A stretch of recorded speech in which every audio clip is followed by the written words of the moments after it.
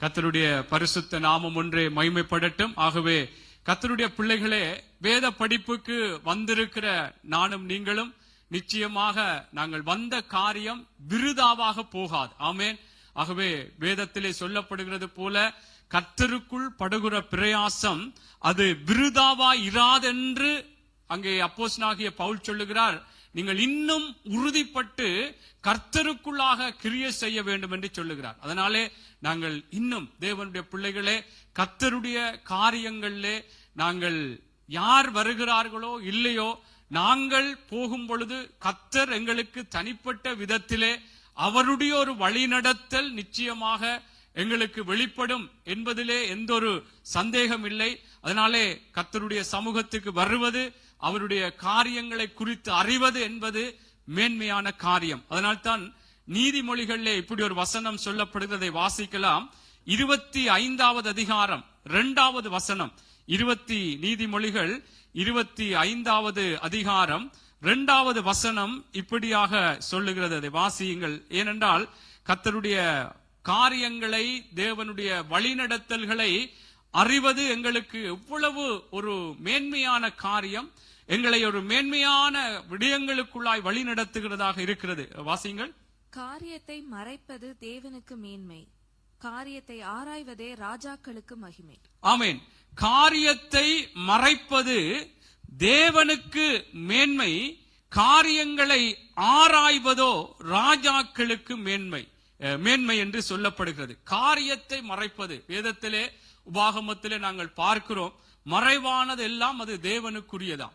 ஆகவே அது மறைப்பது, மறைவான காரியம், மறைத்து வைக்கிற எங்களுக்கு சில வேளைகளில் சில விடயங்களை குறித்து எங்களுக்கு தேவன் அதை குறித்த சில விடயங்கள் மறைத்து வைப்பார் இருந்தால் அது தேவனுக்குரியது. ஆனால் வெளிப்படுத்தப்பட்ட காரியங்களை ஆராய்வது ராஜாக்களுக்கு மேன்மை. அதாவது ராஜாக்கள் என்றால் வேதத்திலே உங்களுக்கு தெரியும், நாங்கள் எல்லாரும் இருளின் அதிகாரத்தினின்று அவருடைய ஆச்சரியமான ஒளியினிடத்துக்கு வரவழைக்கப்பட்டவருடைய புண்ணியங்களை அறிவிக்கும்படியாக தெரிந்து கொள்ளப்பட்ட சந்ததியாய் ராஜரீகமான ஆசாரிய கூட்டவர், ராஜாக்களாக யார் நானும் நீங்களும் அழைக்கப்பட்டிருக்கிறபடினாலே இந்த வார்த்தையின் பிரகாரம் நாங்கள் காரியத்தை ஆராய்வது அங்கே ராஜாக்களுக்கு மேன்மை என்று சொல்லப்படுகிறது. ஆகவே கர்த்தருடைய பிள்ளைகளே, கர்த்தருக்குள்ளாக ராஜாக்களாக மாற்றப்பட்டிருக்கிற நானும் நீங்களும் ஆண்டவருடைய சத்தியங்களை, அவருடைய வழிகளை ஆராய்வது எங்களுக்கு மேன்மையான காரியம். எப்படியெல்லாம் இந்த வெளிச்சத்தின் ஆண்டிலே பல காரியங்களை குறித்து நாங்கள் ஆராய்ந்து கர்த்தருக்குள்ளாக நாங்கள் எங்கெல்லாம் ஒரு வெளிச்சம் எங்களுடைய வாழ்க்கையிலே இன்னும் பிரகாசிக்க வேண்டும், அல்லது எங்களுக்குள்ளே எப்படியான இருளான காரியம், இருளுக்குரிய காரியம் இருக்கிறது, அதே போல பல விடயங்கள் வேதத்தை நாங்கள் வெளிப்படுத்தப்பட்ட தெய்வம் வெளிப்படுத்தின பல சத்தியங்களை ஆராய எங்களுடைய வாழ்க்கையிலே இன்னும் ஒரு மேன்மைதான் வரும். இன்னும் ஒரு உயர்வுக்குள்ளாக, ஒரு முன்னேற்றத்துக்குள்ளாகத்தான் நாங்கள் போவோம். ஒரு நாளும் கர்த்தருடைய வார்த்தைகளை ஆராய்வதனாலே நாங்கள் கீழே போக மாட்டோம். கர்த்தருக்குள்ளாக இன்னும் ஒரு இணைக்கப்படத்தக்கதாய், கர்த்தரோடு நாங்கள் இன்னும் ஒரு ஐக்கியம் கொண்டவர்களாக நடப்பதற்கு ஏதுவாகவே தேவனுடைய பிள்ளைகளே, நாங்கள் கர்த்தரை குறித்து ஆராய்கிற அல்லது அவருடைய வார்த்தைகளை குறித்து ஆராய்கிற இந்த விடயங்கள் எங்களுக்கு மேன்மையாக இருக்கும். அதனால்தான் உங்களுக்கு தெரிந்த வார்த்தை, அடிக்கடி நாங்கள் சொல்லுகிற வார்த்தை, அப்போஸ்தலர் புஸ்தகம் 17வது அதிகாரத்திலே அந்த பெரேயா பட்டணத்தாரை குறித்து சொல்லப்படுகிறது. அந்த பெரேயா பட்டணத்தார் 17வது அதிகாரம் 10வது வசனத்திலிருந்து 11வது வசனம் வரைக்கும் சொல்லப்படுகிற காரியம் உங்களுக்கு தெரிந்த. எப்படி நான் என்ன சொல்ல வர்றேன் என்றால், கர்த்தருடைய வார்த்தைகளை இன்றைக்கு வந்திருக்கிறோம் என்ற வேத படிப்பிலே ஆராய போகிறோம். இன்னும் எப்படி கர்த்தருக்குள்ளாக இந்த வெளிச்சத்தின் ஆண்டிலே எங்கெல்லாம் ஒரு வெளிச்சத்தின் வாழ்க்கைக்கு எங்களுக்கு என்னென்ன காரியங்கள் தேவை, அல்லது எங்களுக்குள்ள என்ன தேவனு பிரியமில்லாத இருளுக்குரிய காரியம் இருக்கு என்பதை ஆராய போறோம். அப்படி ஆராய்ந்து பார்க்கும் பொழுது நிச்சயமாய் எங்களுக்கு இன்னும் ஒரு இந்த ஆண்டிலே பிரத்யோகமாய் சொல்லப்பட்ட விடயம் அந்த வெளிச்சம், அந்த வெளிச்சம் எங்களுக்குள்ளே பிரகாசிக்கத்தக்கதாய் அல்லது வெளிச்சத்தின் வாழ்க்கை வாழ்வதற்கு ஏதுவாயிருக்கும். வாசியுங்கள் அதை. அப்போஸ்தலர் 17:10 11 மட்டும். உடனே சகோதரர் ராத்திரி காலத்திலே பவுலையும் சீலாவையும் பெரோயா பட்டணத்துக்கு அனுப்பிவிட்டார்கள். அவர்கள் அங்கே சேர்ந்து யூதருடைய ஜெப ஆலயத்திற்கு போனார்கள். அந்த பட்டணத்தார் மனோவாஞ்சையாய் வசனத்தை ஏற்றுக்கொண்டு, காரியங்கள் இப்படி இருக்கிறதா என்று தினந்தோறும் வேத வாக்கியங்களை ஆராய்ந்து பார்த்ததினால் தெசலோனிக்கேயில் உள்ளவர்களை பார்க்கிலும் நற்குணசாலிகளாய் இருந்தார்கள். ஆமென். பாருங்கள், அங்கே பவுலும் அங்கே பாருங்க, அதாவது பவுலையும் சீலாவையும் பெரேயா பட்டணத்துக்கு அனுப்பிவிட்டார்கள். அவர்கள் அங்கே சேர்ந்து யூதருடைய ஜெப ஆலயத்துக்கு போனார்கள் என்று சொல்லப்படுகிறது. அந்த பட்டணத்தார் இங்கே பவுலும் சீலாவும் கர்த்தருடைய வார்த்தைகளை சொன்ன விடயங்கள், கர்த்தருடைய வார்த்தைகளை பிரசங்கித்த பொழுது அதை மனோவாஞ்சியாய் அந்த வசனத்தை ஏற்றுக்கொண்டு, காரியங்கள் இப்படி இருக்கிறதா என்று தினம்தோறும் வேத வாக்கியங்களை ஆராய்ந்து பார்த்ததினால், அந்த வார்த்தைகளை குறித்து விடயங்கள் தங்களுடைய வாழ்க்கையில இன்னும் எப்படி அந்த வார்த்தையின் பிரகாரம் அல்லது அவர்கள் சொன்ன வார்த்தையின் பிரகாரம் வேதம் என்ன சொல்லுகிறது என்று சொல்லி அவர்கள் ஆராய்ந்து பார்த்ததினாலே வேதம் சொல்லுகிறது, அவர்கள் அங்கே தெசலோனிக்கேயில் உள்ளவர்களை பார்க்கிலும் நற்குணசாலிகளாக இருந்தார்கள். அல்லேலூயா. ஆகவே கர்த்தருடைய பிள்ளைகளே, நான் ஆரம்பத்திலே சொன்னது போல, நாங்கள் இந்த பூமியில இன்னும் எவ்வளவு காலம் இருக்கிறோமோ கர்த்தருக்குத்தான் தெரியும். ஆயுட்காலம் கர்த்தருக்குள்ளாக நாங்கள் இருக்கும் வரைக்கும் கர்த்தரை அறிய வேண்டும், கர்த்தரை அறிந்து கொண்டே இருக்க வேண்டும். அதிலே எந்த விதத்திலும் எங்களுக்கு குறைவு வரக்கூடாது. எங்களுக்கு இந்த வார்த்தைகள் அறிந்தது போதும், இனி தேவையில்லை என்று நாங்கள் சொல்லிவிடக் கூடாது. என்றால் அறிய அறிய எங்களுடைய வாழ்க்கைகள் இன்னும் மேன்மையாக போகும். நீதிமொழிகளை வாசித்தது போல அங்கே ராஜாக்கள் எப்படியாய் காரியத்தை ஆராய்வதோ ராஜாக்களுக்கு மேன்மை. ஆகவே எங்களுக்கு கர்த்தருக்குள்ளாக ராஜாக்களாய் மாற்றப்பட்டிருக்கிற எனக்கும் உங்களுக்கும் அது மேன்மையான காரியமா இருக்கும். அதனாலே ஆண்டவருடைய வார்த்தைகளை குறித்து கர்த்தருடைய பிள்ளைகளாய் இருக்கிற நானும் நீங்களும் இன்னும் இன்றைக்கு வேத படிப்பிலே மாத்திரமல்ல, எங்களுடைய வீடுகளிலே வேதத்தை படிக்கும் பொழுது, தியானிக்கும் பொழுது ஆராய்ந்து பார்ப்போம். கர்த்தருடைய வார்த்தை எப்படியா இப்படி இந்த வெளிச்சத்தை குறித்தோ அல்லது எங்களுடைய வாழ்க்கையிலே நாங்கள் சந்திக்கிற பல விடயங்களை குறித்து நாங்கள் வேதத்தை ஆராய்ந்து பார்க்கும் பொழுது நிச்சயமாய் கர்த்தர் எங்களோடு இடைப்பட்டு எங்களை இன்னும் பலப்படுத்துகிறவராக அவர் நிச்சயமாய் எங்களை நடத்துவார். ஆமென். அல்லேலூயா. கர்த்தர் நல்லவர். ஆகவே இந்த வேத படிப்பிலும் நாங்கள் பிரத்யோகமாக இந்த ஆண்டிலே தொடங்கி இருக்கிறோம். வெளிச்சத்தின் ஆண்டு என்று சொல்லி கர்த்தர் இந்த ஆண்டை பிரகடனப்படுத்தி ஒரு வேத படிப்பு முடிவடைந்திருக்கிறது. இன்றைக்கு 2வது வேத படிப்பு.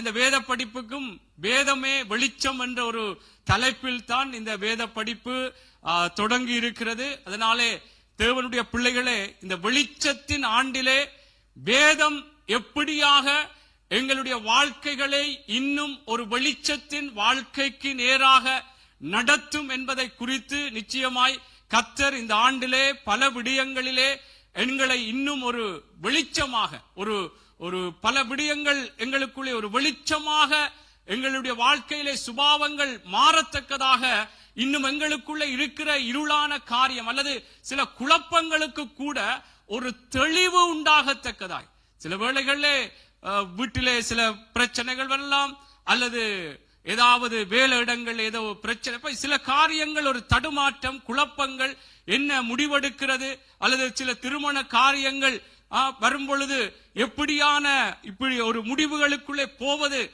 என்று சொல்லி பல காரியங்கள் எங்களுக்கு ஒரு குழப்ப நிலைகள் வரும் பொழுது அதற்கெல்லாம் ஒரு தெளிவு உண்டாக்கத்தக்கதாய் ஒரு வெளிச்சமாக கர்த்தருடைய வார்த்தை கர்த்தருடைய பிள்ளைகளே எங்களுக்கு இருக்கிறது. ஆமென். ஆகவே தேவனுடைய பிள்ளைகள் இந்த வெளிச்சத்தின் ஆண்டிலே நாங்கள் பல விடயங்களுக்கு நாங்கள் ஒரு வெளிச்சத்தின் நல்ல பதில்களை பெற்றுக் கொள்வதற்கும் கர்த்தர் நிச்சயமாய் இந்த ஆண்டிலே எங்கள் ஒவ்வொருவரோடும் இடைப்படுவார். ஆகவே நாங்கள் ஒவ்வொரு இப்படியான வேத படிப்புகள்ல மாத்திரமல்ல, ஞாயிற்றுக்கிழமைகளில் கூடுகிற எங்களுடைய கூடுகைகள் மற்றும் வீட்டு கூடுகைகள் இப்படியாக நாங்கள் பிரத்யோகமாய் பார்ப்பது போல ஒவ்வொரு வருடத்திலும் எப்படியான ஆண்டை பிரகடனப்படுத்தப்படுகிறதோ அந்த விடயத்தை வைத்து அதை தலைப்பாக வைத்து நாங்கள் பேசுவது உண்டு. கர்த்தருக்குள்ளே அதிலே ஒரு முதிர்ச்சி, அதிலே எங்களுக்குள்ளே ஒரு ஆசீர்வாதமான விடயங்கள் வருவதுண்டு. ஆகவே இந்த ஆண்டிலும், இந்த வெளிச்சத்தின் ஆண்டிலே நான் சொன்னது போல பல விடயங்களுக்கு எங்களுக்கு ஒரு வெளிச்சம் உதிக்கத்தக்கதாக, அல்லது ஒரு வெளிச்சத்தின் அனுபவங்களுக்குள்ளாக எங்களுடைய வாழ்க்கைகள் நோக்கி பயணிக்கத்தக்கதாக கர்த்தர் அவருடைய ஆலோசனைகளை அனுப்பி கர்த்தர் பேசுவார். அல்லேலூயா, அல்லேலூயா. சரி, ஆகவே இந்த வேத படிப்பில் நான் அதிக நேரம் எடுக்கவில்லை. இந்த நாளிலும் கூட நான் முதலாவது ஒரு வேத படிப்பா இருக்கிறபடினாலே ஒரு தலைப்பை சொல்லி, வேதமே வெளிச்சம், அதுதான் இந்த வருடத்தினுடைய வேத படிப்புக்கு ஒரு தலைப்பு. அந்த தலைப்பின் கீழாக முதலாவது ஒரு காரியத்தை சொல்லுகிறேன். வெளிச்சத்தின் வாழ்க்கை வாழ வழிநடத்தும் தேவ வார்த்தை என்பதுதான் இன்றைக்கு ஒரு சிறிய தலைப்பு. வேதமே வெளிச்சம்தான், அந்த தலைப்பு தான் எங்களுக்கு பிரதானமான தலைப்பு. ஆனால் இன்றைக்கு அந்த தலைப்பின் கீழாக நான் சொல்லுகிற காரியம் வெளிச்சத்தின் வாழ்க்கை வாழ வழிநடத்தும் தேவ வார்த்தை. வாசிக்கலாம். முதலாவது 2 பேதுரு 1வது அதிகாரம் 3வது 4வது வசனத்தை வாசித்து நாங்கள் சில காரியங்களை நாங்கள் ஆரம்பமா இருக்கிறபடினாலே எப்படி இந்த வெளிச்சத்தின் வாழ்க்கை வாழ்வதற்கு தேவனுடைய வார்த்தை எங்களை வழி நடத்துகிறது. எங்களுக்கு முதலே பதில் கிடைத்து விட்டது. வேதமே வெளிச்சம். வேதம் தான் எங்களுக்கு ஒரு வெளிச்சத்தின் வாழ்க்கை வாழ்வதற்கு வழி நடத்த போகிறது. ஆனால் சில வார்த்தைகளை கொஞ்சம் நாங்கள் பார்ப்போம். எப்படியாக அந்த வார்த்தைகள் எல்லாம் ஒரு வெளிச்சத்தின் வாழ்க்கைக்கு நேராய், அல்லது ஒரு வெளிச்சத்தை கொடுப்பதற்கு ஏதுவான ஒரு வாழ்க்கைகளுக்குள்ளே நடத்தி இருக்கிறது. பல குழப்பங்கள், பல தடுமாற்றங்கள் இருந்த பொழுதெல்லாம் எப்படி அந்த வார்த்தை, தேவனுடைய வார்த்தை அவர்களை ஒரு சரியான நிலைகளுக்குள்ளாக, அல்லது ஒரு நேரான பாதைகளுக்குள்ளாக, அல்லது ஒரு தேவனுக்குள்ளாக நல்ல முடிவுகளை எடுப்பதற்கு, நல்ல தீர்வுகளை எடுப்பதற்கு தேவனுடைய பிள்ளைகளை கர்த்தருடைய வார்த்தை எப்படியாய் நடத்தி இருக்கிறது. ஆகவே வெளிச்சத்தின் வாழ்க்கை வாழ வழிநடத்தும் தேவ வார்த்தை. இந்த வார்த்தையை குறித்து தேவ பிள்ளைகளை வெளிச்சத்தின் வாழ்க்கை வாழும்படியாக வழிநடத்துகிற தேவனுடைய வார்த்தையை நாங்கள் அறிவதற்கு நாங்கள் எப்பொழுதுமே வாஞ்சை உள்ளவர்களாய் இருக்க வேண்டும். ஏனென்றால் இந்த ஆண்டு வெளிச்சத்தின் ஆண்டா இருக்கிறவர்கள். வாசியுங்கள். 2 பேதுரு 1வது அதிகாரம் 3வது 4வது வசனம். தம்முடைய மகிமையினாலும் காருண்யத்தினாலும் நம்மை அழைத்தவரை அறிகிற அறிவினாலே ஜீவனுக்கும் தேவ பக்திக்கும் வேண்டிய யாவற்றையும் அவருடைய திவ்ய வல்லமையானது நமக்கு தந்து அருளினதும் அன்றி, இச்சையினால் உலகத்தில் உண்டான கேட்டுக்கு தப்பி திவ்ய சுபாவத்துக்கு பங்குள்ளவர்கள் ஆகும் பொருட்டு மகா மேன்மையும் அருமையுமான வாக்குத்தத்தங்களும் அவைகளினாலே நமக்கு அளிக்கப்பட்டிருக்கிறது. ஆமென். பாருங்கள், அப்போஸ்தலனாகிய பேதுரு சொல்லுகிறார், தம்முடைய மகிமையினாலும் காருண்யத்தினாலும் நம்மை அழைத்தவரை அறிகிற அறிவினாலே, நம்மை அழைத்தவரை அறிகிற அறிவினாலே ஜீவனுக்கும் தேவ பக்திக்கும் வேண்டியவற்றையும் அவருடைய திவ்ய வல்லமையானது நமக்கு தந்தருளினம் அன்றி. இந்த வார்த்தைகளை பார்த்திருக்கிறோம்.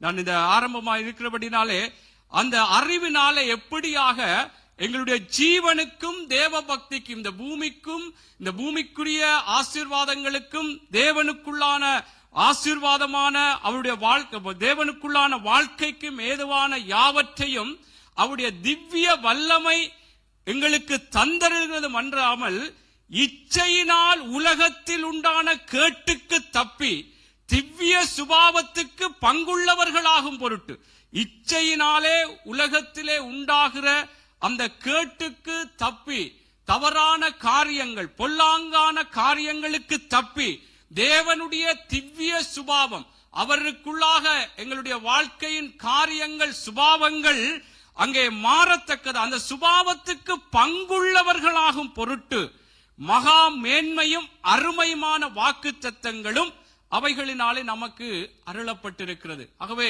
தேவ பிள்ளைகளே, இது முக்கியமான வார்த்தையா இருந்தாலும் இந்த வார்த்தையின் பிரகாரம் தேவனை அறிகிற அந்த அறிவு, கர்த்தருக்குள்ளாக தேவ பிள்ளைகளே அவருடைய வார்த்தை, அவருடைய ஆலோசனைகளை நாங்கள் அறிய அறிய இந்த வார்த்தையிலே சொல்லப்பட்டது போல ஜீவனுக்கும் தேவ பக்திக்கும் வேண்டிய யாவற்றையும் அந்த அவருடைய திவ்ய வல்லமையானது நமக்கு தந்தருளுகிறது என்று சொல்லப்படுகிறது.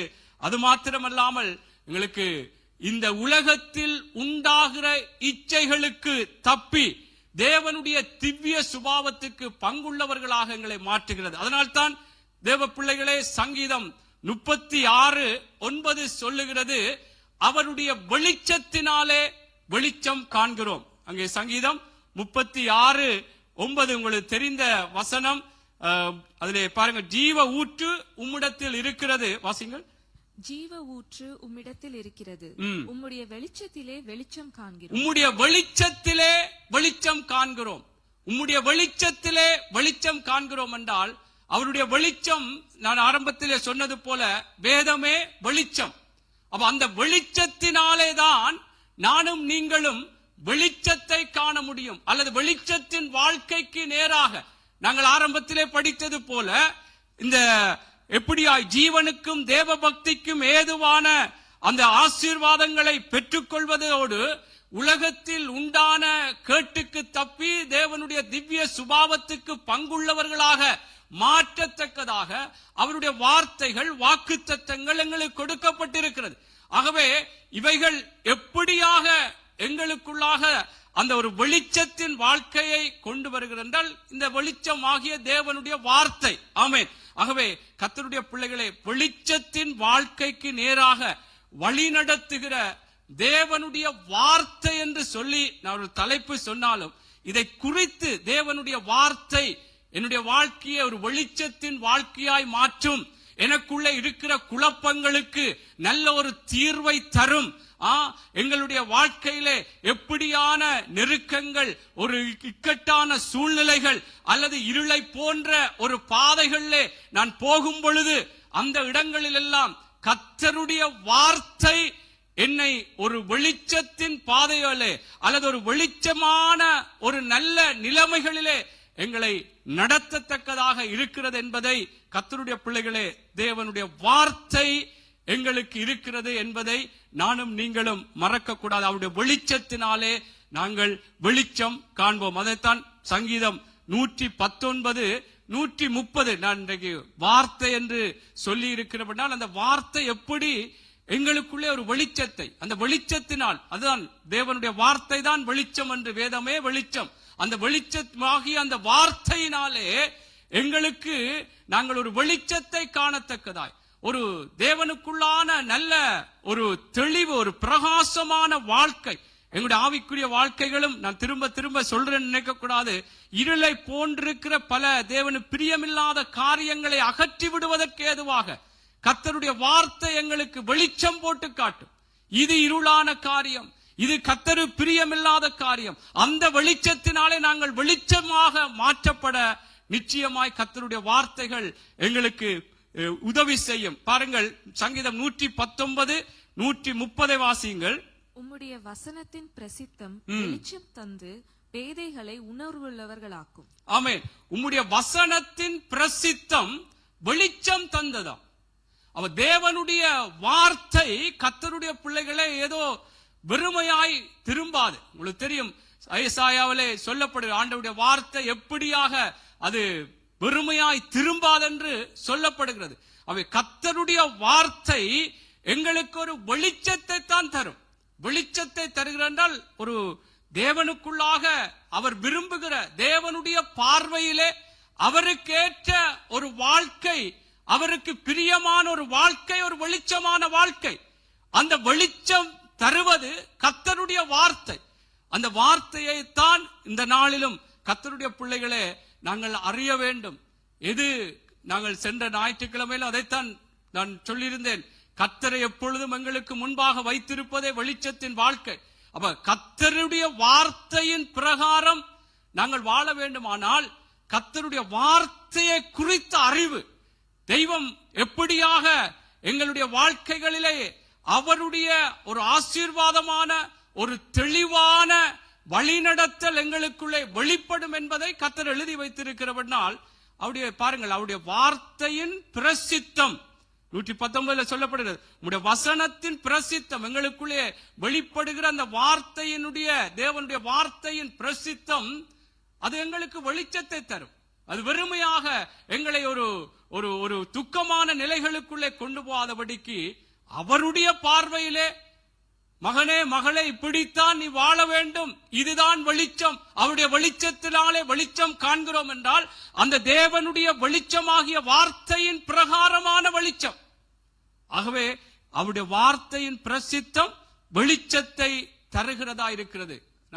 அதனாலேதான் இன்றைக்கு சொல்லப்படுகிற தலைப்பின் பிரகாரம் எங்களை ஒரு வெளிச்சத்தின் வாழ்க்கைக்கு நேராய் வழி நடத்துகிற தேவனுடைய வார்த்தை. இந்த வார்த்தையை, தேவனுடைய ஆலோசனைகளை, தேவனுடைய பிள்ளைகளை நாங்கள் அறியத்தான் எங்களுடைய வாழ்க்கைகள் இன்னும் கர்த்தர் பார்க்கிற விதம் அல்லது அவருடைய வார்த்தையின் பிரகாரமான ஒரு வெளிச்சத்தின் வாழ்க்கை நாங்கள் வாழ முடியும். இன்னொரு வார்த்தை வாசிங்கள், சங்கீதம் 19:8 வாசியுங்கள். சங்கீதம் 19:8 வாசிப்போம். சங்கீதம் 19:8. கர்த்தருடைய நியாயங்கள் செம்மையும் இருதயத்தை சந்தோஷிப்பிக்கிறதுமாயிருக்கிறது. ஆமென். கர்த்தருடைய நியாயங்கள் செம்மையும் இருதயத்தை சந்தோஷிப்பிக்கிறதுமாயிருக்கிறது. கர்த்தருடைய கற்பனை தூய்மையும் கண்களை தெளிவிக்கிறதுமாயிருக்கிறது. ஆமென். இதிலே கற்பனை நியாயங்கள் என்று சொல்லப்பட்டாலும் அவருடைய வார்த்தைகள் தான். பல விதங்களிலே ஆண்டவருடைய காரியங்கள் கட்டளைகள் என்று சொல்லப்பட்டாலும் அவருடைய ஒரு ஆலோசனை நீதி நியாயங்கள் என்று சொல்லப்பட்டாலும் அவருடைய வார்த்தைகள் எங்களை ஒரு வெளிச்சத்துக்கு நேராகத்தான் நடத்தும். கர்த்தருடைய பிள்ளைகளிலே கர்த்தருடைய கற்பனைகள் தூய்மையும் கண்களை எங்களுடைய கண்கள் எங்களுடைய பார்வைகளை வெளிச்சமாக்கும். என்ன அப்ப எங்களை குருடர்கள் என்று சொல்லுகிறீர்களா? அப்படி அல்ல. கர்த்தருக்கேற்ற விதமான பார்வை. ஒருவரை எப்படி பார்க்க வேண்டும், ஒரு ஸ்திரியை எப்படி பார்க்க வேண்டும், அல்லது மற்றவர்கள் ஒரு கஷ்டப்பட்ட மக்களை எப்படி பார்க்க வேண்டும், பெருமையோடு எங்களுடைய அகங்காரங்களோடு நாங்கள் பார்க்க கூடாது. அப்ப கர்த்தருக்குள்ளாக ஒருவரை எப்படி நாங்கள் பார்க்க வேண்டும் என்று சொல்லுகிற அந்த பார்வையிலே ஒரு வெளிச்சம். அந்த பார்வை நாங்கள் எல்லாரையும் சில வேளைகளிலே இவர் இப்படிப்பட்டவராக்கும். சிலர் சொல்லுவார்கள், பனைமரத்துக்கு கீழே இருந்து பால் குடிச்சாலும் கள்ளு குடிச்சது என்றுதான் சொல்லுவார்கள். என்றால் அந்த இடத்துல இருந்து குடிச்சால் கள்ளத்தான் குடிப்பார்கள் என்று. ஆனால் ஆண்டவருடைய பிள்ளைகள், கர்த்தருடைய பிள்ளைகளே, கர்த்தருக்கேற்ற விதமான பார்வை, ஆண்டவருக்குள்ளா எப்படி ஒருவரை பார்க்க வேண்டும் என்ற ஒரு பார்வை, ஒரு பொறாமையோடு எரிச்சலோடு நாங்கள் உள்ளொன்று வைத்து இப்படியான ஒரு பார்வைகளிலே ஒரு வித்தியாசம், தேவனுக்கேற்ற ஒரு பார்வை. அதான் கர்த்தருடைய வார்த்தை எங்களை வேதம் சொல்லுகிறது அங்கே தெளிவாக்குறதாய், அவருடைய கற்பனைகள் தூய்மையும் கண்களை தெளிவாக்குகிறதா இருக்கிறது. உங்களுக்கு தெரியும், அங்கே சவுல் எப்படியாக தாவீதின் மேலே அவனுடைய பார்வை எப்படி இருந்தது, காய்மாகாரமாக பார்த்தான். அங்கே தாவீது கோலியாத்தை கொன்று வந்த பொழுது அங்கே ஸ்திரீகள் சவுல் கொன்றது 1000, அங்கே தாவீது கொன்றது 10000 என்று சொல்லி அவர்கள் அங்கே பாடலை படித்து அவனுக்கு உற்சாகப்படுத்தின பொழுது அவனை காய்மாகாரமாக அவனுக்கு விரோதமாக பார்த்தான் என்று சொல்லப்படுகிறது. கர்த்தருடைய பிள்ளைகளே, நாங்களும் எப்படி ஒருவரை எப்படியான நிலைகளில் இருக்கிறார்களோ, எங்களுக்கு சில வேளைகளில் நாங்கள் பார்த்தவுடன் இவர்கள் இப்படிப்பட்டவர்கள் போல, இந்த இடத்திலே நிற்கிறார்கள், இவர்கள் இப்படிப்பட்டவர்கள் தான் என்ற ஒரு பார்வை உடனே எங்களுக்குள்ளே வந்து அதற்கேற்ற வார்த்தைகளை வெளியே சொல்லி எப்படி பார்க்கிறோம்.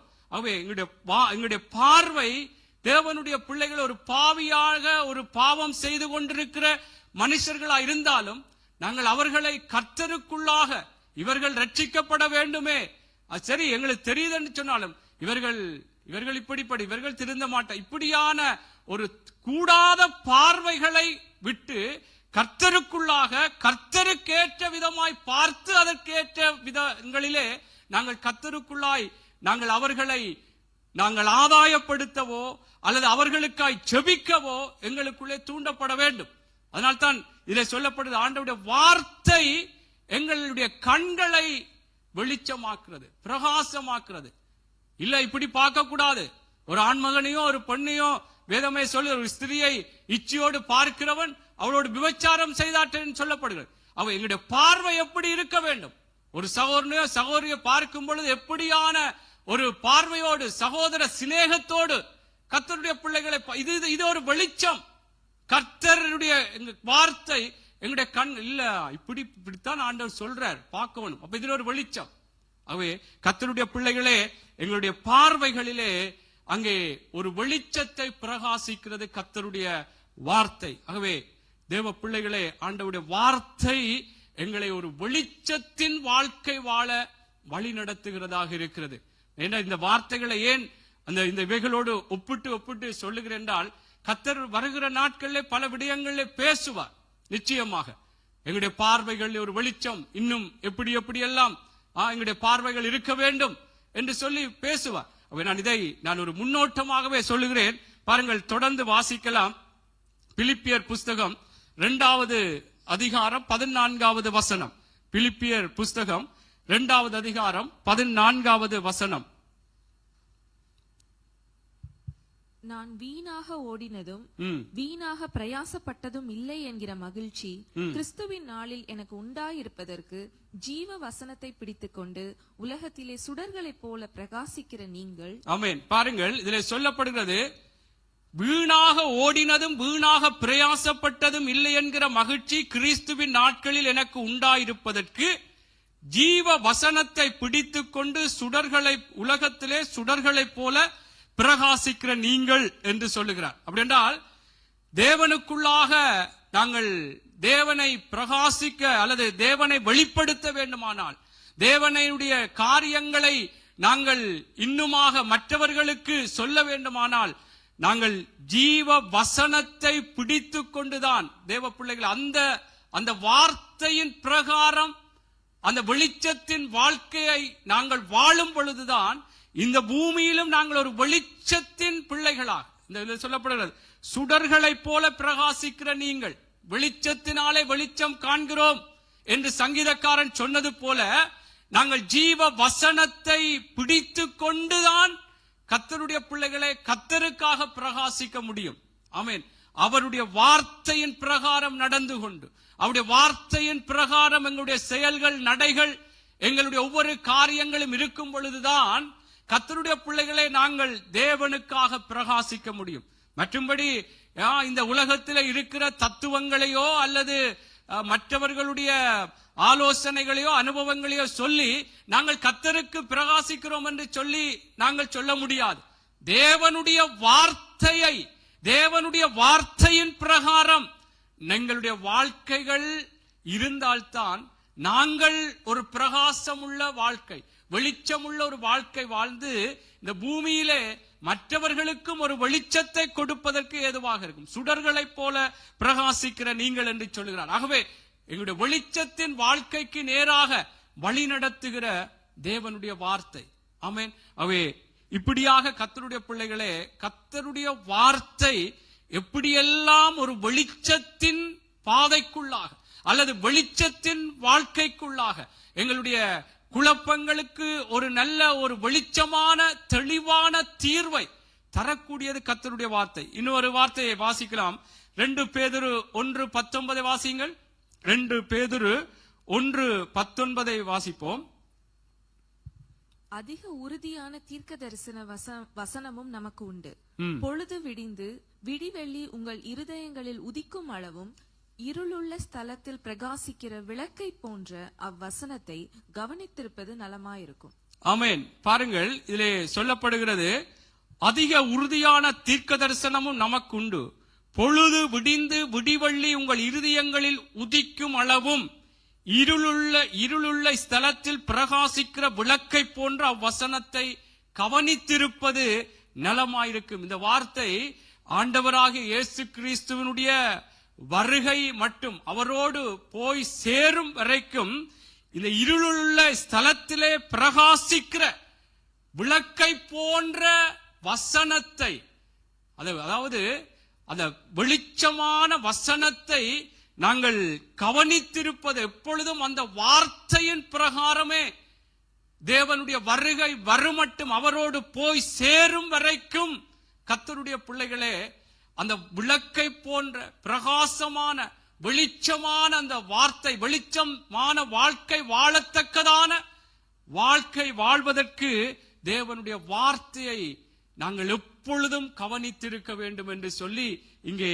இந்த அப்போஸ்தலன், இந்த பேதுரு அப்போஸ்தலன் சொல்லுகிறார். அவை தேவனுடைய பிள்ளைகளே, நாங்கள் இந்த பூமியிலும் நாங்கள் தேவனுக்குள்ளாக தேவனை பிரியப்படுத்தி நாங்கள் ஒவ்வொரு நாளும் வாழுவதோடு கர்த்தருடைய வருகை வருமட்டுமே இந்த இருளுள்ள ஸ்தலத்திலே பிரகாசிக்கின்ற விளக்கை போன்ற தேவனுடைய வசனத்தை கவனித்து கவனித்து கவனித்து நாங்கள் நடந்தால்தான் எங்களுக்கு ஒரு வெளிச்சத்தின் வாழ்க்கை நாங்கள் வாழ முடியும்.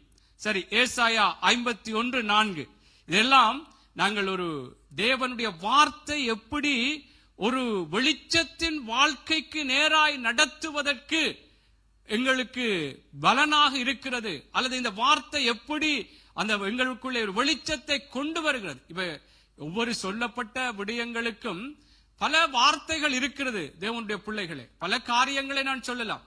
எங்களுடைய குழப்பங்கள், எங்களுடைய பிரச்சனைகள், ஏதோ கஷ்டமான சூழ்நிலைகள் வரும் பொழுது அந்த இடங்களே தேவனுடைய வார்த்தை எங்களுக்கு வெளிச்சமா இருக்கும். ஆனா பல வார்த்தைகள் இருக்கும். தனிகளில போகும் பொழுது பலங்கொண்டு திடமனதாயிரு, கலங்காதே திகியாதே, நான் உன் தேவன் என்று சொன்ன வார்த்தை சிலவருக்கு அந்த நேரம் ஒரு வெளிச்சத்தை, ஒரு பதறிக்கொண்டிருந்த பொழுது என்ன செய்வது, எப்படி செய்வது என்ற முடிவெடுக்க முடியாத ஒரு சூழ்நிலை இருக்கும். அந்த வார்த்தை ஒரு வெளிச்சத்தை பிரகாசித்தது போல இருக்கும். இப்படித்தான் கர்த்தருடைய வார்த்தை, தேவ பிள்ளைகளே, அந்த வார்த்தை எங்களை வெளிச்சத்தின் வாழ்க்கைக்கு நேராய் நடத்தும். ஆனால் அவருடைய வார்த்தையை நாங்கள் அறியத்தான் தேவனுடைய பிள்ளைகளே இன்னும் நாங்கள் ஒரு வெளிச்சத்துக்குள்ளே நடத்தப்படுவோம். அதுதான் காரியத்தை ஆராய்வது ராஜாக்களுக்கு மேன்மை. வாசிப்போம் ஏசாயா 51:4. என் ஜனங்களே எனக்கு செவி கொடுங்கள், என் ஜாதியாரே என் வாக்கை கவனியுங்கள்.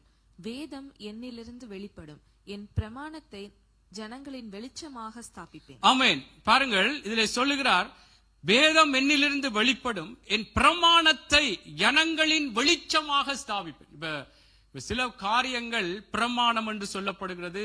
நீதி நியாயங்கள், கற்பனைகள், கட்டளைகள், இப்படி பல விடயங்கள், சாட்சிகள் என்று எல்லாம் கர்த்தருடைய வார்த்தைகளைத்தான் அது வெளிப்படுத்துகிறது. கர்த்தருடைய அவரை குறித்த விடயங்கள் எல்லாமே அவருக்குள்ளாகத்தான் அந்த வார்த்தையினுடைய வெளிப்பாடுகள் இருக்கிறபடினாலே இதிலும் கூட ஒரு காரியம் சொல்லப்படுகிறது, அவருடைய பிரமாணத்தை ஜனங்களின் வெளிச்சமாக ஸ்தாபிப்பேன். கர்த்தருடைய பிள்ளைகளே, அவருடைய வார்த்தைகள், அவருடைய பிரமாணம், கட்டளை, கற்பனை, நீதி நியாயங்கள் எல்லாமே கர்த்தருடைய பிள்ளைகளே எங்களை ஒரு வெளிச்சத்தின் வாழ்க்கைக்கு நேராகவே நடத்துகிறது. ஆகவே இதிலே நாங்கள் எந்த ஒரு சந்தேகப்படாமல், நான் ஆரம்பமா இருக்கிறபடினாலே வெளிச்சத்தின் வாழ்க்கைக்கு நேராக எங்களை நடத்துகிற தேவ வார்த்தையை, தேவனுடைய இப்படியான ஆலோசனைகளை நாங்கள் அறிவதற்கு இன்னும் வாஞ்சை உள்ளவர்களாக, இன்னும் ஒரு ஆர்வம் உள்ளவர்களாய் மாற வேண்டும், ஒரு தாகம் உள்ளவர்களாய் மாற வேண்டும். ஒரு பசி தாகம் தேவனுடைய வார்த்தையிலே இருக்க வேண்டும் கர்த்தருடைய பிள்ளைகளே. ஆமென். ஆகவே இதிலும் கூட அவருடைய பிரமாணத்தை ஜனங்களுக்கு வெளிச்சமாக வைத்தார். ஆமென். அவை நாங்கள் ஒரு வெளிச்சத்தின் வாழ்க்கை வாழ்வதற்கு கர்த்தருடைய பிள்ளைகளே தேவனுடைய வார்த்தைகள் எங்களை நடத்துகிறதாக இருக்கிறது. அல்லேலூயா, அல்லேலூயா. சரி, நான் சில வார்த்தைகளை அல்லது சில உதாரணங்களை நான் சொல்ல விரும்புகிறேன். அதற்கு முன்பதாக ஓசியா புஸ்தகத்தை வாசிப்போம். ஓசியா 8வது அதிகாரம் 12வது வசனம். 8வது அதிகாரம் 12வது வசனம். என் வேதத்தின் மகத்துவங்களை அவர்களுக்கு எழுதி கொடுத்தேன், அவைகளை அந்நிய காரியமாக எண்ணினார்கள். ஆமென். வேதத்தின் மகத்துவங்களை இப்படியாக வெளிச்சத்தின் வாழ்க்கை வாழ்வதற்கு இன்னும் பல காரியங்கள் இருக்கு கர்த்தருடைய பிள்ளைகளே. ஆனால் வேதத்தின் மகத்துவங்கள், வெளிச்சத்தின் வாழ்க்கை வாழ கர்த்தர் அருமையான அவருடைய நல்ல விடயங்களை எங்களுக்கு எழுதி தந்திருக்கிறார். அதனால்தான் சொல்லுறேன், இதை நாங்கள் ஒரு அற்ப காரியமாய், அந்நிய காரியமாய், அல்லது நான் போய் இன்றைக்கு என்ன நாங்கள் ஒரு கொஞ்சம் பேரான போறோம் என்று இல்லாதபடிக்கு கர்த்தருக்குள்ளாக அந்த வேத வாக்கியங்களை, தேவனுடைய பிள்ளைகளை, வேதத்தின் மகத்துவங்களை நாங்களுக்கு எழுதி கொடுத்திருக்கிறார்.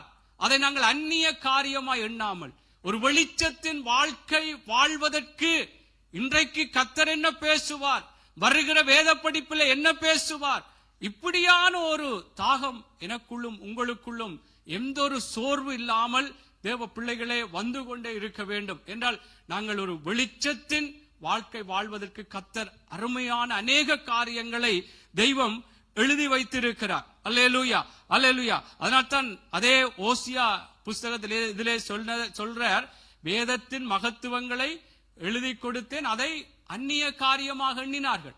அதை ஏதோ எனக்கும் அதற்கும் சம்பந்தம் இல்லை என்றது போல தேவ பிள்ளைகள் அதை எண்ணினார்கள். இதனால்தான் அங்கே ஓசியா 4வது அதிகாரம் 6வது வசனத்திலே பாருங்கள், அதிலே சொல்லப்படுகிற காரியம் எப்படியாக அதில் சொல்லப்படுகிறது.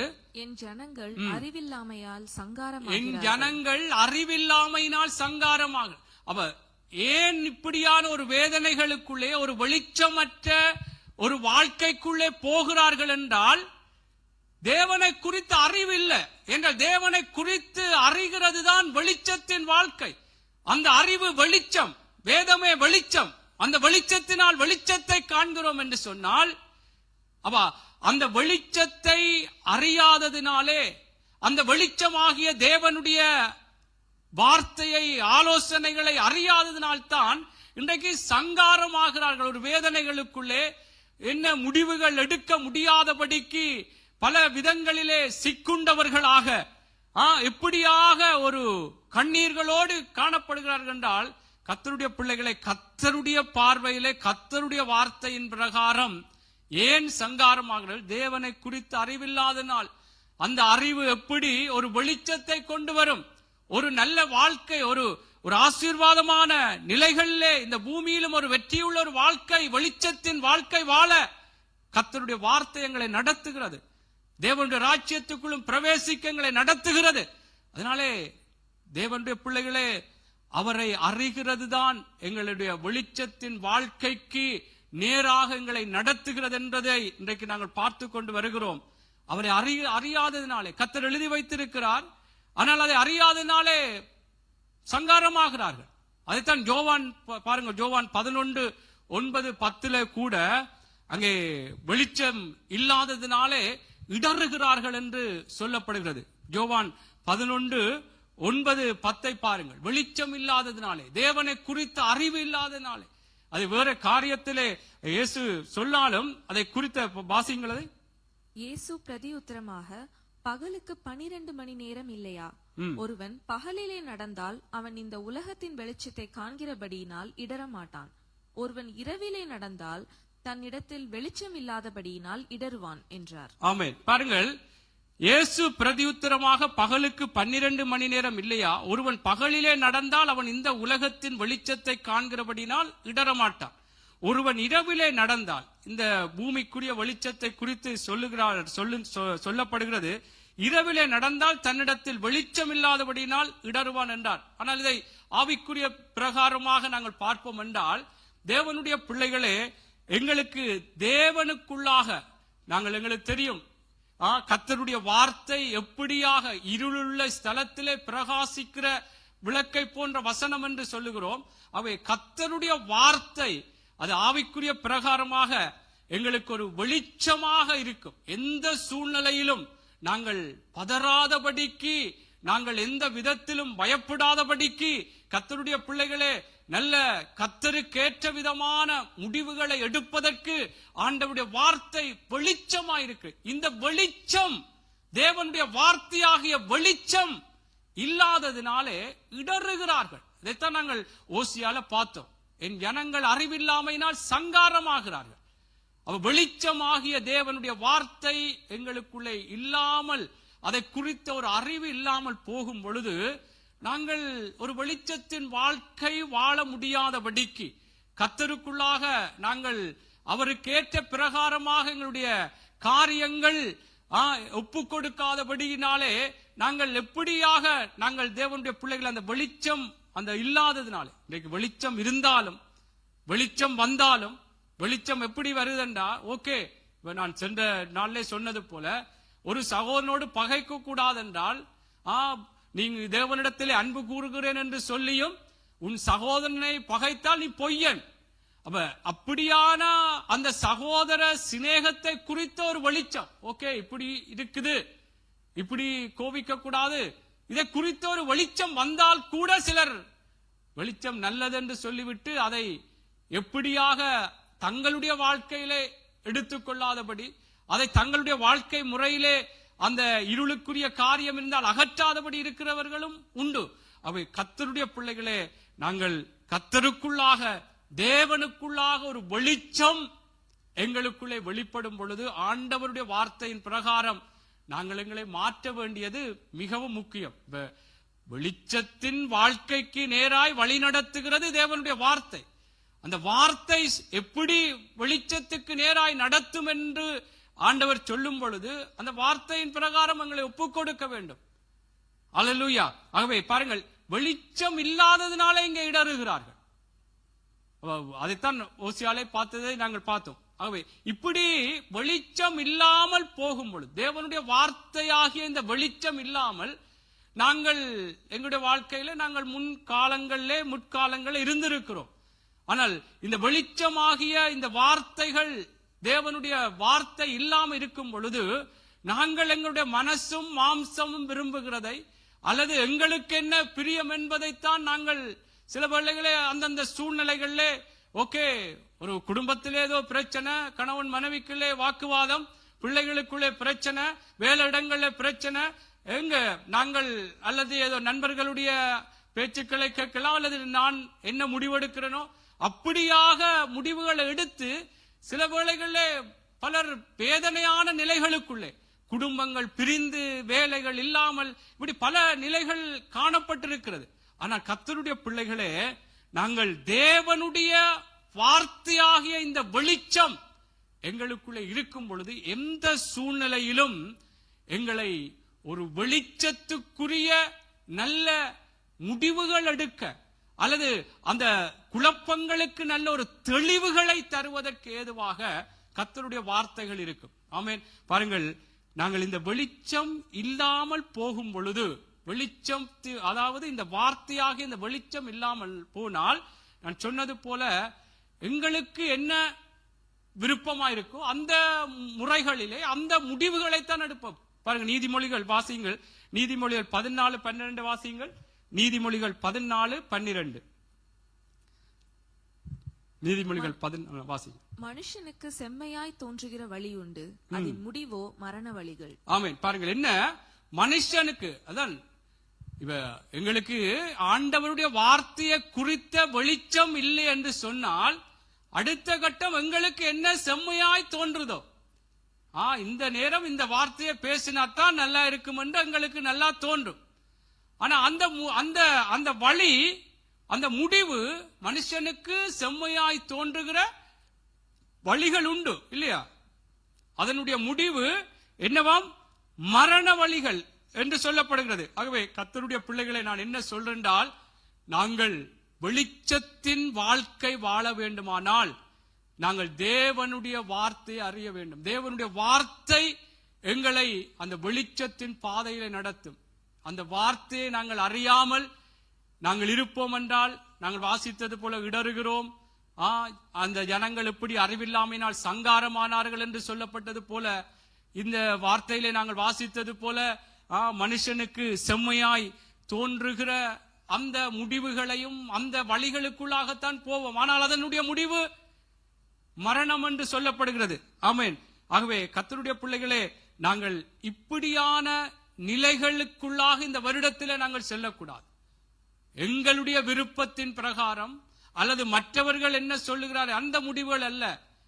எங்களுக்கு வெளிச்சத்தின் பாதையிலே வெளிச்சத்தின் வாழ்க்கை வாழ்வதற்கு கர்த்தருடைய வார்த்தை இருக்கிறபடினாலே, கர்த்தருடைய பிள்ளைகளே, அந்த வார்த்தைகளைத்தான் நாங்கள் பார்க்கும் பொழுது நிச்சயமாய் எங்கே எல்லா இடங்களிலும் ஏதோ சின்ன சின்ன பிரச்சனைகளோ காரியங்கள் வந்தாலும், ஆனால் கர்த்தருடைய வார்த்தை எங்களை வெளிச்சத்தின் பாதையிலே நடத்தும். ஆமென்.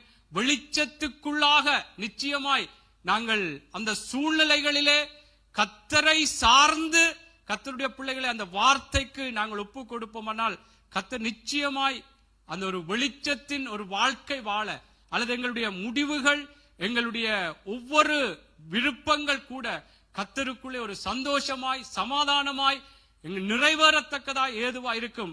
அதனால்தான் அங்கே சங்கீதத்திலே உங்களுக்கு தெரியும் 119, 105 அவருடைய வார்த்தைகள் எங்கள் கால்களுக்கு தீபமும் பாதைக்கு வெளிச்சமாயிருக்கிறது.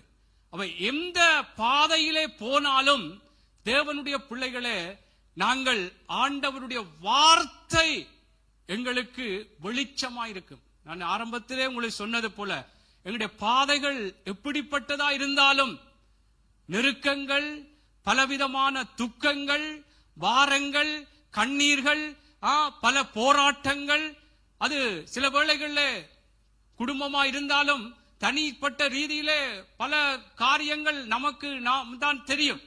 அந்த வேளையிலே கர்த்தருடைய வார்த்தை, அந்த தனிமையின் பாதையிலே கர்த்தருடைய வார்த்தை தேவ பிள்ளைகள் எங்களுக்கு வெளிச்சமாயிருக்கும். நான் உன்னுடன் இருக்கிறேன், நீ ஏன் கலங்குகிறாய், இப்படியாக ஆண்டவருடைய வார்த்தைகள் தேவனுடைய பிள்ளைகளே எனக்கும் உங்களுக்கும் நிச்சயமாக வெளிச்சமாயிருக்கும். அதனால்தான் நான் ஏன் இதை சொல்றேன்டால், நாங்கள் இந்த வெளிச்சமாகிய தேவனுடைய வார்த்தையை அறிய வேண்டும். இந்த உலகத்திலே பல காரியங்கள் எங்களுக்கு சந்திக்கிறது. வேலையிடங்களை சந்திக்கலாம், எதிரான காரியம், சுற்று வட்டாரங்களை சந்திக்கலாம். ஆனா அந்த நிலையில எப்படி எங்களை செம்மையாய் தோன்றுகிற வழிகளை நடக்கிறோமா? இல்ல, அது நடந்தவென்றால் வேதனை தான் இன்னும் பெருகும். கர்த்தருடைய வார்த்தையின் பிரகாரம், கர்த்தருடைய அந்த வெளிச்சத்தினாலே நாங்கள் வெளிச்சம் காண வேண்டும். தேவனுடைய வார்த்தையாகிய அந்த வெளிச்சம் எங்களுடைய வாழ்க்கைக்கு, எங்களுடைய பாதைகளுக்கு வெளிச்சமாயிருக்கும்.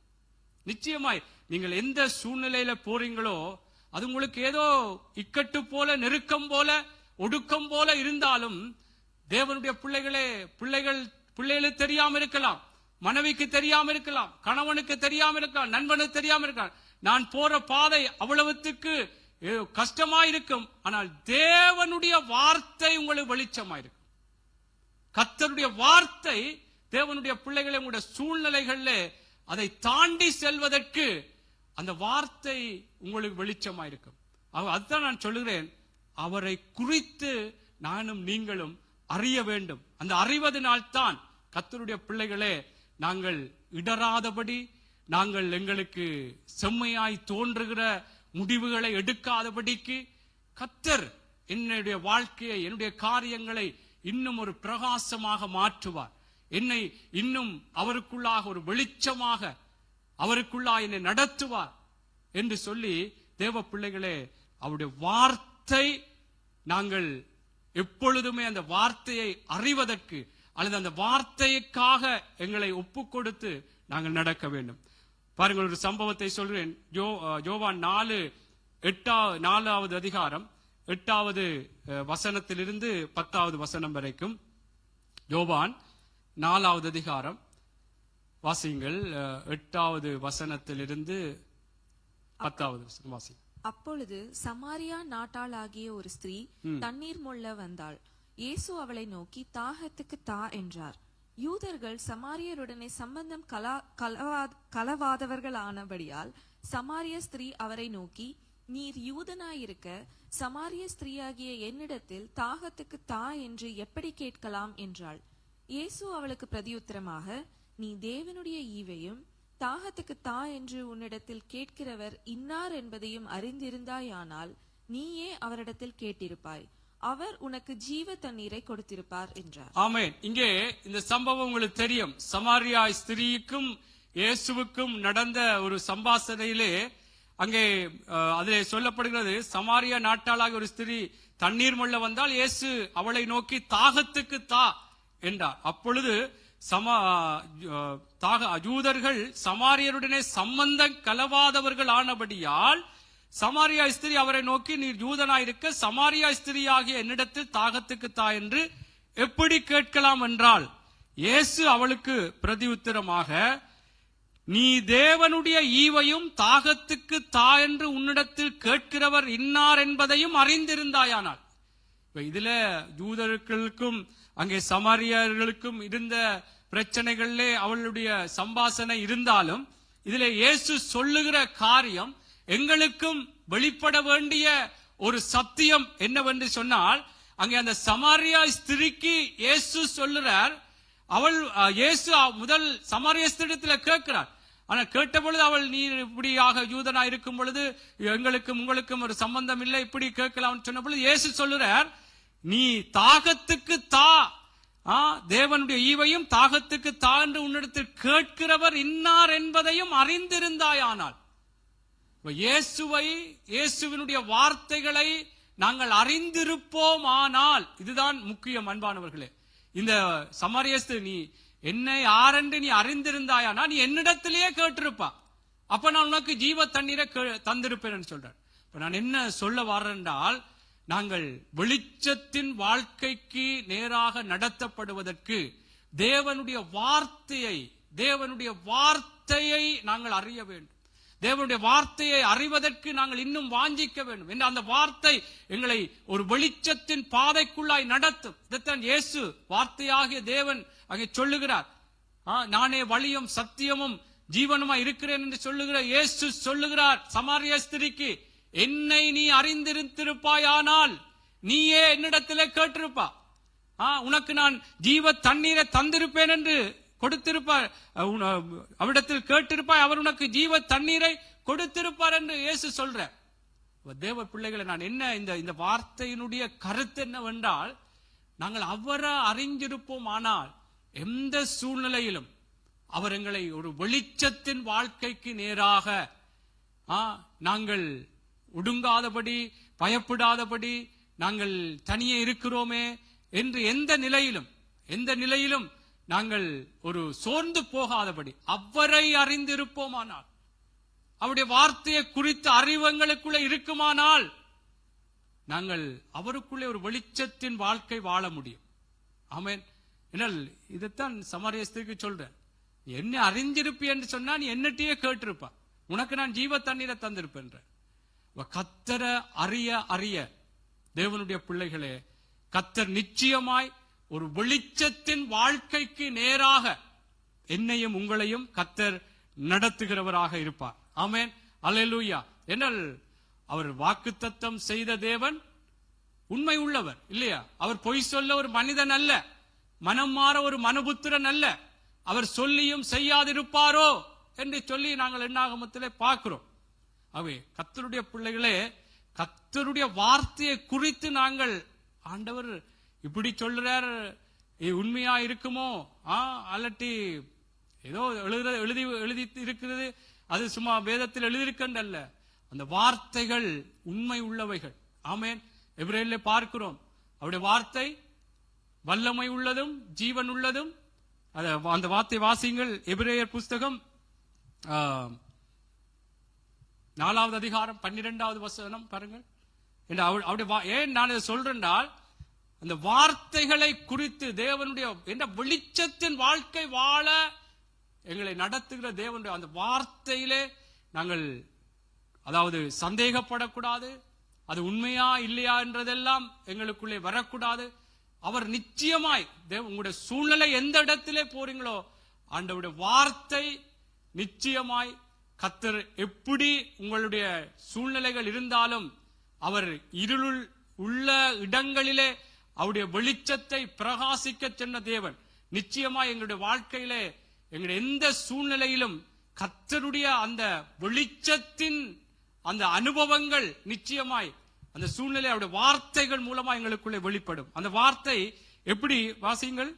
தேவனுடைய வார்த்தையானது ஜீவனும் வல்லமையும் உள்ளதாயும் இருபுறமும் கருக்குள்ள எந்த பட்டயத்திலும் கருக்கானதாயும் ஆத்துமாவையும் ஆவியையும் கணுக்களையும் ஊனையும் பிரிக்கத்தக்கதாக உருவ குத்துகிறதாயும் இருதயத்தின் நினைவுகளையும் யோசனைகளையும் வகையறுக்கிறதாயும் இருக்கிறது. ஆமென். பாருங்கள், ஆண்டவருடைய வார்த்தை எப்படி வல்லமை உள்ளதா இருக்கிறது, ஜீவன் உள்ளதா இருக்கிறது. இருபுறமும் கருக்குள்ள எந்த பட்டியத்திலும் கருக்கானதாய், ஆத்துமாய் ஆவியையும் கணுக்களை மூனையும் பிரிக்கத்தக்கதாய், உருவ குத்துகிறதாய், இருதயத்தின் நினைவுகள் யோசனைகளை வகை.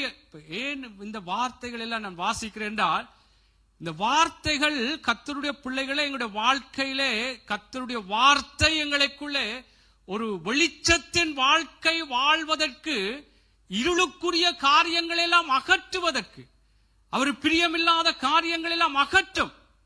அந்த வார்த்தை சொல்லும், இது பிரியமில்ல, கோபப்படுகிறது பிரியமில்ல, பொய் சொல்றது பிரியமில்ல, எல்லாம் உள்ளத்திலே எப்படியான நினைவுகள், கெட்ட எண்ணங்கள், கெட்ட சிந்தனைகள், தவறான உறவுகள் இப்படி இருந்தால், அன்பானவர்களே, கர்த்தருடைய வார்த்தை அது எங்களை வெளிச்சத்தின் வாழ்க்கைக்கு நேராக எங்களை வழிநடத்துகிற வார்த்தை.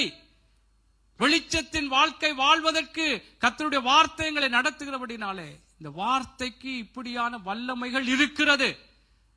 அதனாலே ஏதோ வெளிச்சம், உடைய வார்த்தை வெளிச்சம் தந்தது, இப்படியாக எங்களுக்கு பாதைக்கு வெளிச்சம் என்றெல்லாம் வாசித்து விட்டு ஏதோ நாங்கள் வார்த்தையாக பார்த்து விட்டு போன வார்த்தையிலே வல்லமை இருக்கிறது. அதன் எண்ணாகமத்திலே பிலேயாம் சொல்லுகிறேன் நினைக்கிறேன், அவர் பொய் சொல்ல ஒரு மனிதன் அல்ல, மனம் மாற ஒரு மனுபுத்திரன் அல்ல, அவர் சொல்லியும் செய்யாதிருப்பாரோ என்று சொல்லுகிறார். அவை கர்த்தருடைய பிள்ளைகளே, எங்களை வெளிச்சத்தின் வாழ்க்கைக்கு நேராக நடத்துகிற தேவனுடைய வார்த்தையை நாங்கள் அறிந்திருக்கிறோம். கர்த்தருடைய பிள்ளைகள், நீங்கள் வார்த்தையை குறித்து அறிந்திருக்கிறீர்கள். இன்னும் எங்களுடைய எந்த இடங்களிலும் நாங்கள் சோர்ந்து போகக்கூடாது. எல்லாத்துக்குமே ஆண்டவருக்குள்ளாக பதில் இருக்கிறது, தெளிவான நல்ல பதில் இருக்கிறது. எங்களுடைய வாழ்க்கைகள் ஒரு வெளிச்சத்தின் வாழ்க்கைகளாக நாங்கள் வாழ்வதற்கு ஆண்டவருடைய வார்த்தை எங்களுக்கு வேதத்திலே எழுதப்பட்டிருக்கிறது. அதனாலே நானும் நீங்களும் இந்த வெளிச்சத்தின் வாழ்க்கைக்கு நேராய் வழி நடத்தப்படுவதற்கு நாங்கள் ஆண்டவரை குறித்து, ஆண்டவர் வார்த்தைகளை குறித்து அறிய வேண்டும். நாங்கள் ஆரம்பத்திலே பார்த்தோம், 2 பேதுரு 1:2-3 எப்படி ஜீவனுக்கும் தேவ பக்திக்கும் ஏதுவாக எங்களுக்கு எப்படியான ஆசீர்வாதங்களை தந்ததுமல்லாமல் கேட்டுக்கும் இந்த அவருடைய திவ்ய சுபாவத்துக்கும் நாங்கள் கேட்டுக்கு தப்பி திவ்ய சுபாவத்தை பங்குள்ளவர்களாய் மாற்றும்படியாய் அவருடைய வாக்குத்தத்தங்கள், இப்படி கர்த்தருடைய பிள்ளைகளே நான் பல விடயங்களை உங்களுக்கு சொல்லி இருக்கிறேன். அவை ஆண்டவருடைய வார்த்தை இன்றைக்கும் எந்த சூழ்நிலையில் இருக்கிறீங்களோ, அது ஏதோ உங்களுக்குள்ளே ஒரு தடுமாற்றம் போல, கலக்கம் போல, ஏதோ முடிவெடுக்க முடியாத நிலைகள் போல இருந்தாலும் தேவனுடைய வார்த்தை உங்களுக்கு ஒரு பிரகாசத்தை தந்து நல்ல ஒரு தீர்வு, நல்ல ஒரு முடிவை எடுப்பதற்கு, அதிலே நீங்கள் நல்ல ஒரு சமாதானமாய் இருப்பதற்கு தேவனுடைய வார்த்தை உங்களுக்குள்ளே ஒரு வெளிச்சமாக பிரகாசி. ஆமென். அந்த வெளிச்சத்தினாலே நாங்கள் வெளிச்சத்தை காண்போம். அல்லேலூயா. சரி, ஒரு சம்பவத்தை பார்த்து நான் முடிக்கிறேன். எபிரேயர் 11:11 வாசியுங்கள். எபிரேயர் 11:11 வாசியுங்கள். விசுவாசத்தினாலே சாராளும் வாக்குத்தத்தம் பண்ணினவர் உண்மை உள்ளவர் என்றெண்ணி கற்பம் தரிக்க பலன் அடைந்து வயது சென்றவளாய் இருந்தும் பிள்ளை பெற்றாள். ஆமென். பாருங்கள் என்ன இதிலே சொல்லப்படுகிறது. விசுவாசத்தினாலே சாராளும் வாக்குத்தத்தம் பண்ணினவர் உண்மை உள்ளவர் என்றெண்ணி, வாக்குத்தத்தம் பண்ணினவர் உண்மை உள்ளவர் என்றெண்ணி கற்பம் தரிக்க பலனடைந்து வயது சென்றவளாயிருந்தும் பிள்ளை பெற்றார். அப்படி என்றால் உங்களுக்கு தெரியும், ரோமர்லே சொல்லப்படுகிறது, அவருடைய கற்பம் செத்து போன கற்பமாயிருந்தது. அப்படியான நிலையிலே, வயது சென்ற நிலையிலே இருந்த இந்த சாராள் எப்படியாக அவளுக்குள்ளே நான் பிள்ளை பெற முடியும், எனக்கு பலன் வரும் என்று சொல்லி எதனால வந்தது? ஆண்டவருடைய வார்த்தை. அது சொல்றாள், வாக்குத்தத்தம் பண்ணினவர் உண்மை உள்ளவர் என்றெண்ணி நீ பிள்ளை பெற்று ஜாதிகளுக்கு தாயாவா, இப்படியான ஒரு வாக்குத்தத்தம் வார்த்தை அவளுக்கு வெளிப்பட்ட பொழுது பாருங்கள், அவளுடைய சூழ்நிலை வாழ்க்கை முறையிலே இயல்பாக அவள் பிள்ளை பெற முடியாத ஒரு வயது, கற்பம் செத்துப்போன நிலை. ஆனாலும் கர்த்தருடைய வார்த்தையினாலே பலனடைந்தார். வாக்கு தத்தம் பண்ணினவர் உண்மை உள்ளவர் என்றெண்ணி அந்த வார்த்தை அவளுக்கு ஒரு பலன் என்ற ஒரு வெளிச்சத்தை கொடுத்தது, ஒரு பலனை கொடுத்தது. கொடுத்து பிள்ளை பெற்றால் இன்றைக்கும் தேவனுடைய பிள்ளைகளே, நாங்கள் ஆபிரகாம், ஈசாக்கு, யாக்கோபின் தேவன் என்று சொல்லி கர்த்தரை மகிமைப்படுத்தத்தக்கதாக எப்படியாக அந்த தேவனுடைய வார்த்தை இன்றைக்கும் பேசுவதற்கு ஏதுவாக கர்த்தருடைய பிள்ளைகளை ஒரு வெளிச்சத்தை கொடுத்தது. அவருடைய வாழ்க்கையிலும் நான் இனி பிள்ளை பெற முடியாது, எனக்கு வயது சென்று போயிட்டுது, என்னுடைய மனுஷீக ரீதியிலே எந்தொன்றுக்கும் சந்தர்ப்பம் இல்லை, சாத்தியம் இல்லை என்று சொல்லப்பட்டாலும் ஆண்டவருடைய வார்த்தை அவளுக்குள்ளே ஒரு வெளிச்சத்தை கொடுக்கத்தக்கதாய், கர்த்தர் சொல்லி இருக்கிறார், இந்த சூழ்நிலையிலும் நான் பலனடைந்து நான் கற்பம் தரித்து பிள்ளை பெற்று அவருடைய வாக்குத்தத்தத்தின் பிரகாரம் அவருடைய திட்டத்தை செயற்படுத்துவதற்கு என்னால் முடியும் என்று சொல்லி தேவனுடைய பிள்ளைகளே, ஆண்டவருடைய வார்த்தை தான். அதைத்தான் நான் அதிலே சொல்ல விரும்புகிறேன். தேவனுடைய வார்த்தை, வாக்குத்தத்தம் பண்ணினவர் உண்மை உள்ளவர் என்றெண்ணி பலனடைந்தார். கர்த்தருடைய வார்த்தை எங்களை பலனடைய பண்ணுகிற வார்த்தை.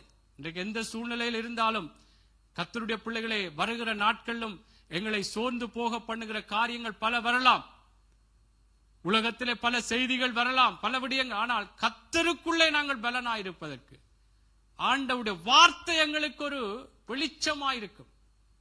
அது ஒரு சமாதானத்தை தரும், பலனை தரும். இதெல்லாம் ஒரு வெளிச்சம்.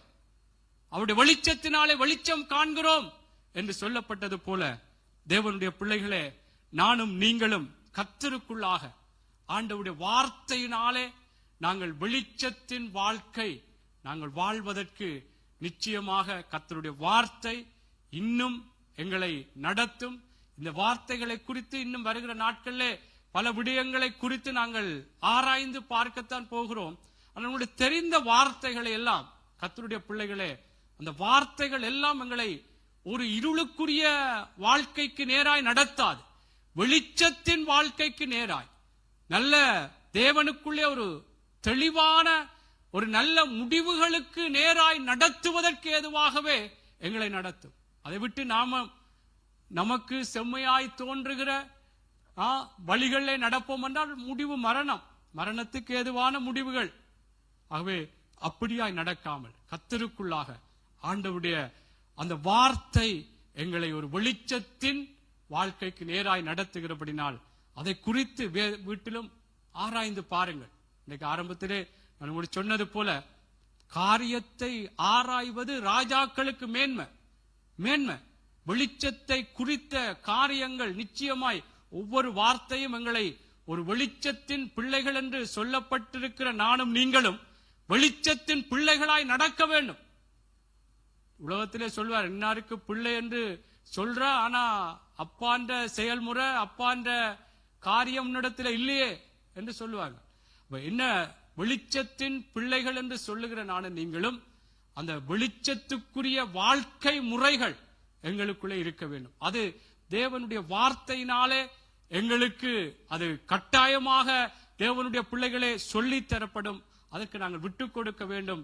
இன்றைக்கு நாங்கள் பார்த்தோம் பல விடயங்கள், எங்களுடைய பல சூழ்நிலைகளுக்கு ஆண்டவருடைய வார்த்தை எப்படி எங்களுக்கு வெளிச்சமா இருக்கிறது, வெளிச்சத்தின் வாழ்க்கை வாழ ஆண்டவருடைய வார்த்தைகள் எவ்வளவுத்துக்கெல்லாம் எங்களுக்கு உதவி செய்கிறது, அது வெளிச்சமா இருக்கிறது என்று பார்த்தோம். அதை விட்டு நாங்கள் அதை அறியாமல் இருக்கும் பொழுது எப்படி நாங்கள் இடறுகிறோம், வெளிச்சம் இல்லாததினால், அறியாமையினால ஜனங்கள் சங்காரமாகிறார்கள். அதை விட்டு நாங்கள் நடக்கும் பொழுது எங்களுக்கு செம்மையாய் தோன்றுகிற வழிகளை நடக்கும் பொழுது முடிவு என்ன என்பதெல்லாம் பார்த்தோம். நாங்கள் அறிந்தால் நாங்கள் அவரை அறிய இன்னும் எவ்வளவு வெளிச்சத்துக்குள்ளே நடப்போம் என்று சமாரிய ஸ்திரியை குறித்து இயேசு சொல்லும் பொழுது சொல்ற, நீ என்னை அறிந்திருந்தாயானால் நீ என்னிடத்திலேயே கேட்டிருப்பா, தாகத்துக்கு தா என்று சொல்லி உனக்கு நான் ஜீவ தண்ணீரை கொடுத்திருப்பேன் என்று சொல்ற. ஆகவே கர்த்தருடைய பிள்ளைகளை எழுந்திருப்போமா, நாங்கள் இந்த நாளிலும் கூட எங்களுடைய வெளிச்சத்தின் வாழ்க்கை வாழ நாங்கள் தேவனுடைய வார்த்தை எங்களை வழி நடத்துகிறதா இருக்கிறபடினாலே அந்த வார்த்தைக்காக நாங்கள் தேவ பிள்ளை